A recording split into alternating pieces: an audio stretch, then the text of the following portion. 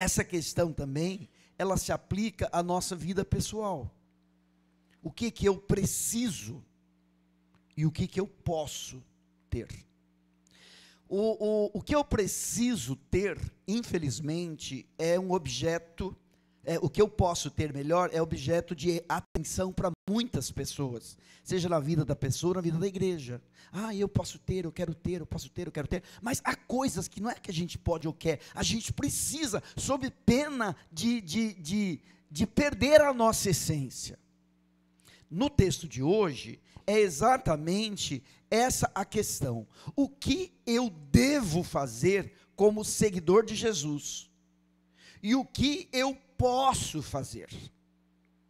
O que eu posso fazer, posso também não fazer. E não deixo de ser seguidor. Agora, o que eu devo fazer, se eu deixar de fazer, eu deixei de ser seguidor. Então, a pergunta que você começa essa mensagem, é a seguinte: eu sou somente um frequentador de igreja, ou eu quero ser um discípulo de Jesus?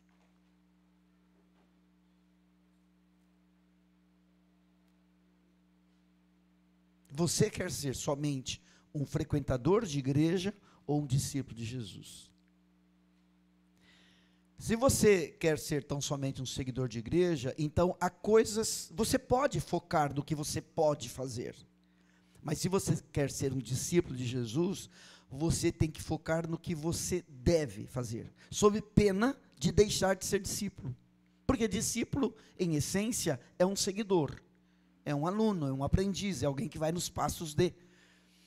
Essa é a questão que está na mente em toda essa palavra, tá bom? O que eu devo fazer como seguidor de Jesus? Texto, Atos capítulo 1, versículos de 1 a 11. Atos 1, de 1 a 11.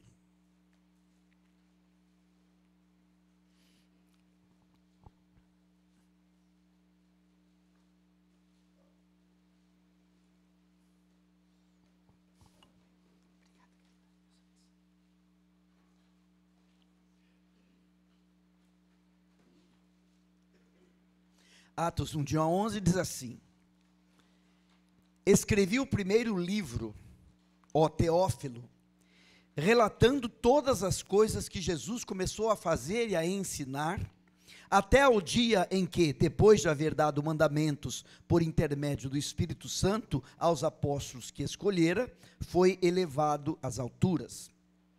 A estes também, depois de ter padecido, se apresentou vivo com muitas provas incontestáveis, aparecendo-lhes durante 40 dias e falando das coisas concernentes ao reino de Deus. E comendo com eles, determinou-lhes que não se ausentassem de Jerusalém, mas que esperassem a promessa do Pai, a qual, disse ele, de mim ouvistes. Porque João, na verdade, batizou com água, mas vós sereis batizados com o Espírito Santo, não muito depois destes dias. Então, os que estavam reunidos lhe perguntaram: Senhor, será este o tempo em que restaures o reino a Israel? Respondeu-lhes Jesus: não vos compete conhecer tempos ou épocas que o Pai reservou pela sua exclusiva autoridade. Mas recebereis poder ao descer sobre vós o Espírito Santo, e sereis minhas testemunhas, tanto em Jerusalém, como em toda a Judeia e Samaria, e até aos confins da terra. Ditas estas palavras, foi Jesus elevado às alturas, à vista deles, e uma nuvem o encobriu dos seus olhos. E estando eles com os olhos fitos no céu, enquanto Jesus subia, eis que 2 varões vestidos de branco se puseram ao lado deles e lhes disseram: varões galileus, por que estáis olhando para as alturas? Esse Jesus que dentre vós foi assunto aos céus, virá do modo como o viste subir.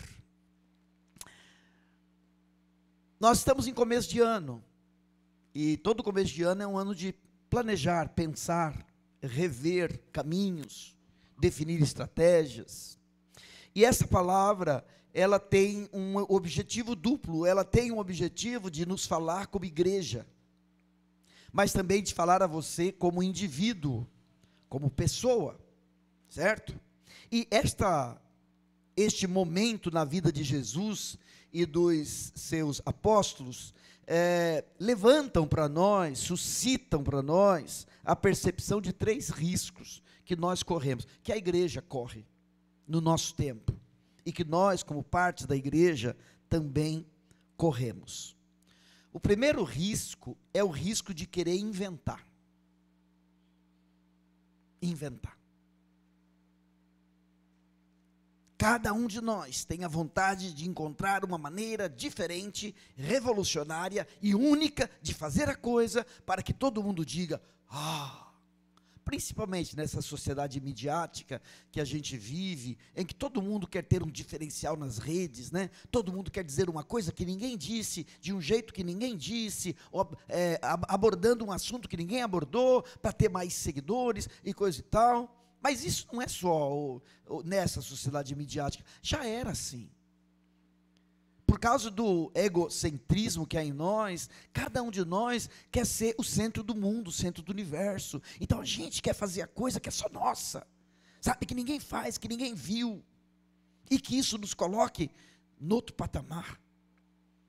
Esse risco de inventar. Veja só, Lucas, ele escreve 2 livros na Bíblia. Lucas escreve o primeiro livro o Evangelho de Lucas. Ele abre o Evangelho dizendo assim, né? Ele diz que é para dar por escrito uma exposição em ordem, para que tenhas plena certeza das verdades que fostes instruídos. Lucas está escrevendo para um grego chamado Teófilo, amigo de Deus, Teófilo, né? Ele está dizendo, Teófilo, eu estou escrevendo este livro para que você tenha, pela exposição ordenada dos fatos, uma plena certeza das verdades que fostes instruído. Eu acho muito pertinente essa palavra de Lucas, porque muitas pessoas acham que o cristianismo é uma série de ensinos. Não, o cristianismo é uma série de fatos. E o texto de hoje é um desses fatos. Ele fala da morte de Cristo, fato. Ele fala da ressurreição de Cristo, fato. Ele fala da ascensão de Cristo, fato. E aí ele diz, eu escrevi para pôr em ordem, para que você tenha plena certeza. Isso no primeiro livro, Lucas. No segundo livro, Atos, ele começa dizendo o seguinte, escrevi o primeiro livro, ó Teófilo, relatando todas as coisas que Jesus começou a fazer e ensinar. Então ele continua no livro de Atos, falando das coisas que Jesus fez, começou a fazer, está fazendo. O livro de Atos, ele introduz a pessoa do Espírito Santo. Versículos 2, 5, 8, desse texto que a gente leu, Lucas, ele cita a pessoa do Espírito Santo. Olha que percepção interessante. No Evangelho de Lucas, a referência a Jesus, ao nome Jesus, é 85 vezes. E do Espírito Santo, 17 vezes. No livro de Atos, a referência a Jesus é 69 vezes, e ao Espírito Santo 57 vezes. Então a gente percebe que no livro de Lucas há uma ênfase de Jesus como grande protagonista da missão de Deus na terra, da obra de Deus na face da terra, e o Espírito Santo aparece, mas no livro de Atos dos Apóstolos, o Espírito Santo, ele aparece como protagonista paralelo à pessoa de Cristo. E a gente vai entendendo por que isso acontece, porque lá em João 14, Jesus falou, olha, eu vou, mas eu não vou deixar vocês órfãos, eu vou enviar o Consolador, e Ele estará convosco para sempre. Então nós temos na obra do Espírito Santo, uma continuação da obra de Jesus. A igreja, ela nasce como Cristo nasceu. Como é que Cristo nasceu? um elemento humano, Maria, fecundado pelo Espírito, gera Jesus. No Pentecoste, o elemento humano, os apóstolos, recebendo o Espírito Santo, nasce o corpo de Cristo, a igreja. Essa nova entidade espiritual que é o corpo de Cristo. Que aqui, quando a gente fala igreja, não entenda a igreja como uma instituição, com CNPJ, com prédio, entenda a nossa comunhão em Cristo, o fato de nós nos tornarmos um em Cristo Jesus. Assim como o Pai, o Filho e o Espírito são um, nós nos tornamos um em Cristo Jesus. Então, a igreja nasceu pela ação do Espírito Santo sobre os discípulos, assim como Jesus nasceu pela ação do Espírito Santo sobre Maria. A junção do espiritual, do divino com o humano, gera essa nova criação. Portanto, cabe à igreja continuar o ministério de Cristo sob liderança do Espírito. Lembram quando foi que começou o ministério público de Cristo? O ministério público de Cristo começou quando Jesus é batizado, o Espírito Santo aparece em forma corpórea de pomba, e a partir dali o ministério de Cristo começa a se tornar público. Da mesma maneira conosco. Quando o Espírito Santo veio sobre a igreja, e quando o Espírito Santo toma liderança sobre nós, a igreja está cumprindo o seu papel, a sua missão. Não é nada que nós pensamos, não é nada que nós inventamos, não é nada que nós criamos, é Deus operando através de nós. Deus operando através de nós. O que há na igreja não é invenção humana. Por isso não cabe à igreja inventar o que fazer. Não cabe a você como crente inventar como é que você vai servir Jesus. Não cabe a nós como igreja redescobrirmos a roda, como é que a igreja vai cumprir o seu papel, vai cumprir a sua missão. Não, é sob a liderança do Espírito. E quando a gente vê em Marcos 9:35, é um dos versículos que ele sintetiza de maneira mais clara a obra de Cristo. Fala: percorria Jesus por todas as cidades e aldeias, ensinando, pregando e curando. Tarefa da igreja: ensinar, proclamar e curar. Você precisa disso, você precisa de ouvir a pregação. O que é a pregação? A pregação é a palavra diretiva do Senhor para você, é assim. É para obedecer, é para seguir. O que é o ensino? É a palavra de esclarecimento de Deus, quando Deus traz esclarecimento à tua mente, para você entender o que é, por que é. E o que é a cura? É quando toda essa palavra é recebida de maneira diretiva, ou de maneira de explicar, traz para nós restauração, na nossa mente, nas nossas emoções, no nosso corpo, nas nossas relações. A nossa vida é restaurada, é curada, é colocada em ordem, por essa ação de Deus sobre nós. Isso é uma coisa que você precisa, eu preciso, mas os nossos conhecidos precisam. As pessoas que estão próximas de nós, elas têm a vida delas correndo riscos.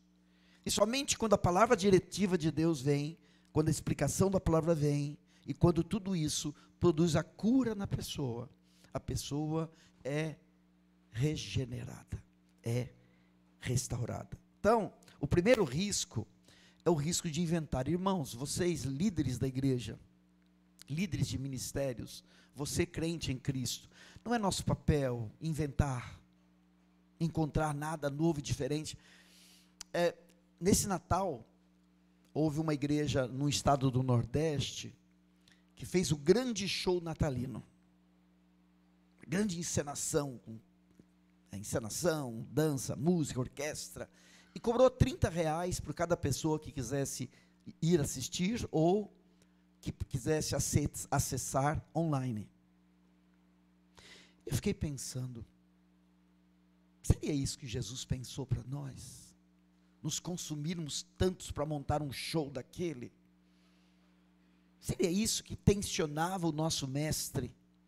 O que há em nós que o nosso mestre tensionou? É intenção dele. E o que há em nós que é intenção do nosso próprio coração, da nossa própria mente, das nossas próprias ideias. A igreja tem inventado. E o nosso papel deve ser pedir ao Senhor que nos tire do invento e nos traga para o mandamento, aquilo que o Senhor nos mandou fazer. O segundo risco é o risco de querer consertar. Aqui no texto, quando Jesus fala que ele iria, né, e que eles deveriam ficar esperando o Espírito e tal, os discípulos perguntaram para ele, né, quando ele disse que eles deveriam esperar a vinda do Espírito, eles disseram: Senhor, será este o tempo em que restaures o reino a Israel? Restauração é um tipo de conserto. No caso deles, o grande desejo deles era ver restaurada a glória de Israel dos seus tempos de glória. Tempo de Davi, Salomão, quando o reino judeu, ele era um reino próspero territorialmente. Davi conquistou muitos territórios. Era um reino próspero economicamente, houve muita riqueza. A gente vê o filho de Davi, Salomão, recebendo enviados de outras nações, e eles ficando boquiabertos com a maneira como o reino de Israel estava, e como é que as coisas eram. Então eles aguardavam isso, aguardavam, um dia a gente vai ser do jeito que a gente já foi, a gente vai ser um povo livre, a gente vai ser um povo rico, a gente vai ser um povo admirado. Eles aguardavam isso, e quando Jesus fala: olha, fiquem em Jerusalém, vocês vão receber o Espírito, e eles viram Jesus fazer maravilhas, viram Jesus curar, viram Jesus ressuscitar, viram Jesus multiplicar pão e peixe, viram Jesus falar, quando Jesus tomar a liderança dele, essa nossa nação vai ser uma maravilha. Nós somos assim, nós queremos que tudo que está estragado seja consertado. Nós queremos isso, mas a ação da igreja, que só visa melhorar a vida na terra, não está em conformidade com a obra de Cristo e com a obra do Espírito. Se a intenção da igreja, quando a intenção da igreja é melhorar a vida da terra, para que sejamos mais felizes, mais prósperos, mais isso, mais aquilo, nós erramos naquilo que Jesus tensionou. Jesus, ele não veio remendar, ele não veio consertar, ele veio regenerar, ele veio gerar de novo. Lembra da conversa dele com Nicodemos? Jesus falou para Nicodemos: Nicodemos, necessário é nascer da água e do Espírito, é necessário nascer de novo. E a palavra nascer de novo, a ideia ali no texto original, é nascer do alto. Lembram da palavra de Paulo aos Coríntios, 2 Coríntios 5,17, todo aquele que está em Cristo, nova criação é, as coisas velhas já passaram, eis que tudo se fez novo. Então Jesus não veio consertar a tua vida, Jesus veio regenerar, dar nova vida. O que nasce da carne é carne, o que nasce do Espírito é Espírito, necessário vos é nascer de novo, Jesus diz e repete para Nicodemos, lá em João 3, então às vezes a nossa expectativa, com relação à obra da igreja, é que a igreja conserte o que não está legal.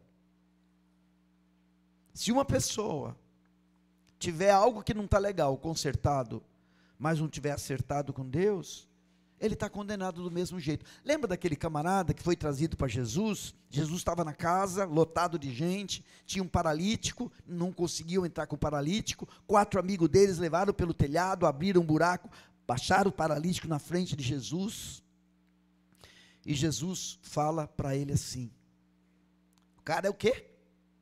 O que o cara é? Paralítico. Se você fosse paralítico, Alain, o que você queria? Andar.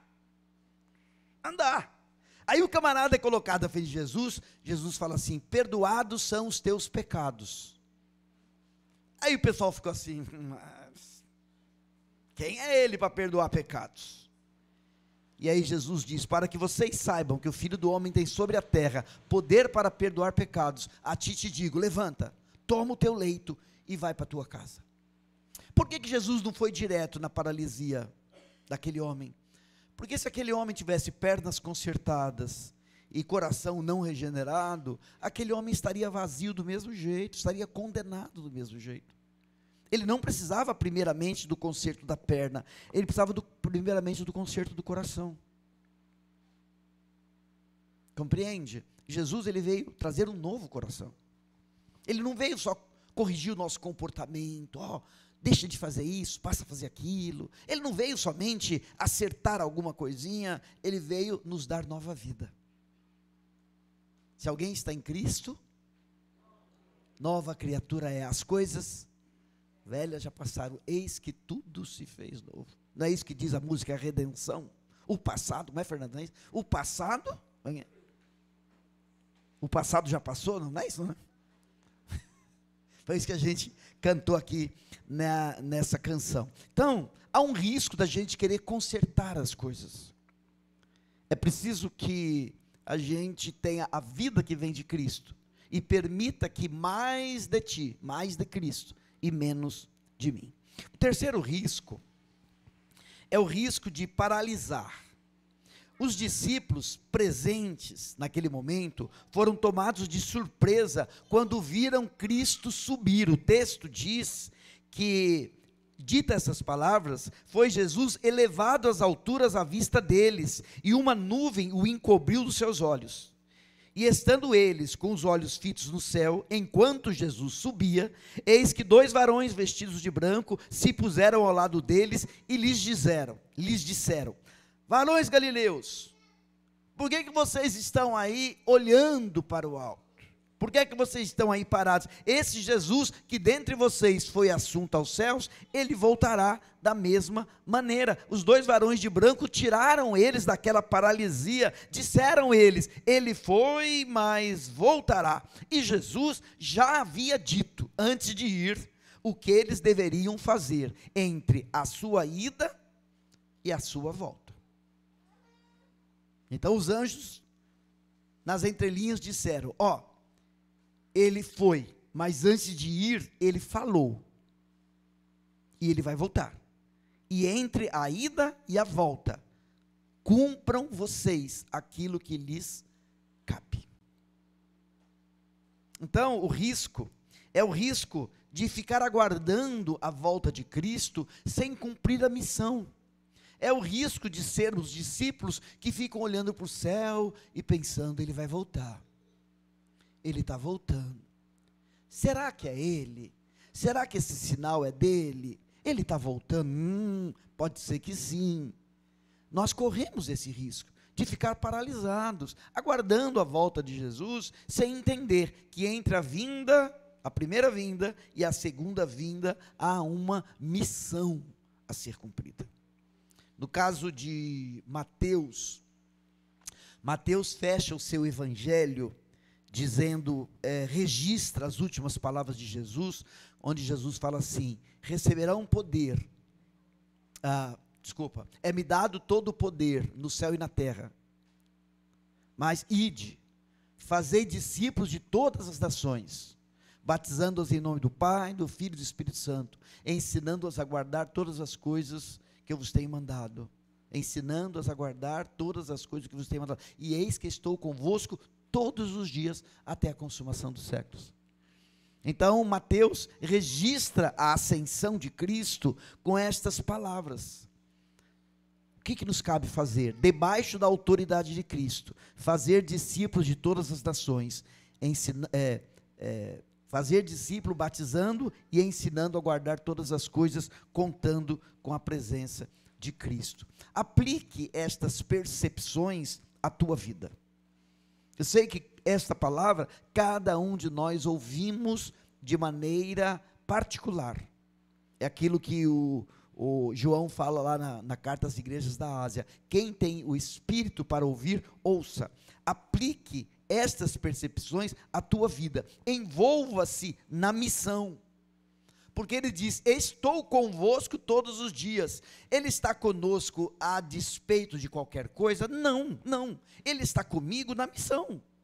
Se eu digo: não, eu não quero saber da missão, eu quero viver a minha vida com os meus prazeres, do meu jeito, ele diz: tudo bem, vai, mas eu não vou com você. Então, eu estou convosco todos os dias. Como igreja, não queiramos novidade. Como igreja, não queiramos consertar o mundo. Como igreja, não fiquemos parados, aguardando a volta de Cristo. Como igreja, cumpramos a missão que nos cabe. Amém? Há uma oração, eu gostaria de orar esta oração junto com vocês.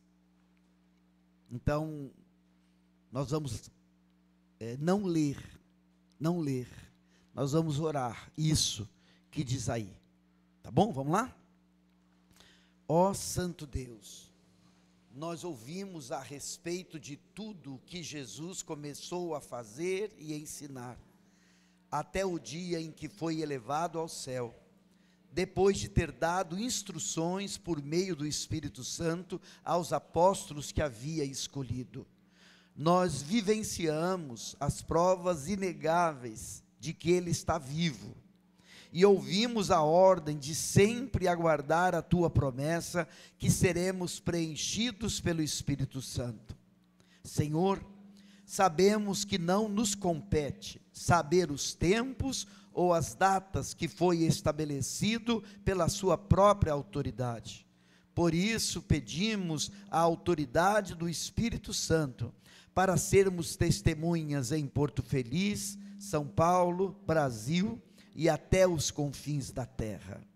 Cremos que, assim como Jesus foi elevado ao céu, voltará da mesma forma como os primeiros cristãos o viram subir.